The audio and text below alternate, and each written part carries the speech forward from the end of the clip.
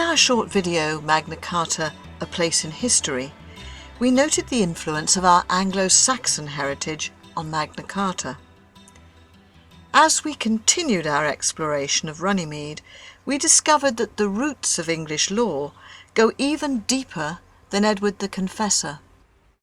King Edward the Confessor's law code incorporated earlier Saxon codes, including the code of Alfred the Great. And Alfred the Great's code is fascinating because it starts out by listing the Ten Commandments and then various other Old Testament laws. And what it's doing by that is saying God's law comes first, man's law comes second. And so that idea flows through into what becomes the English common law developed under Henry I's circuit judges. The idea that it brings with it is that law has a moral content.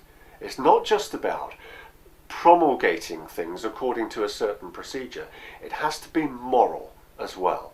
There's something outside the law that we look to in order to determine whether it's a law that has to be obeyed or not. What happened at Runnymede on the 15th of June 1215 was not the beginning, nor indeed the end, of the growth of freedom as a concept in English legal history. There are all sorts of things that aren't mentioned in King John's version of Magna Carta, which in our public consciousness we now think of as being associated with that document. Magna Carta in King John's version doesn't mention Parliament, doesn't mention democracy, doesn't mention juries. There's no talk about freedom of association or freedom of the press or freedom of conscience. And yet all of those things somehow have grown out of that Magna Carta legacy.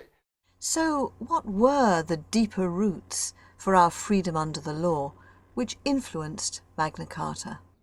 I believe that the moral imperative and the intellectual framework which propelled, you might almost say compelled, the development of the freedoms that we enjoy today on the back of Magna Carta came ultimately from the Bible, from Christianity.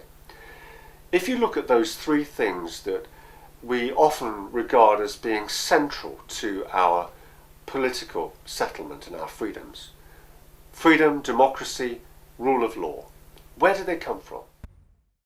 The answer to this question is considered in the next short video in this series.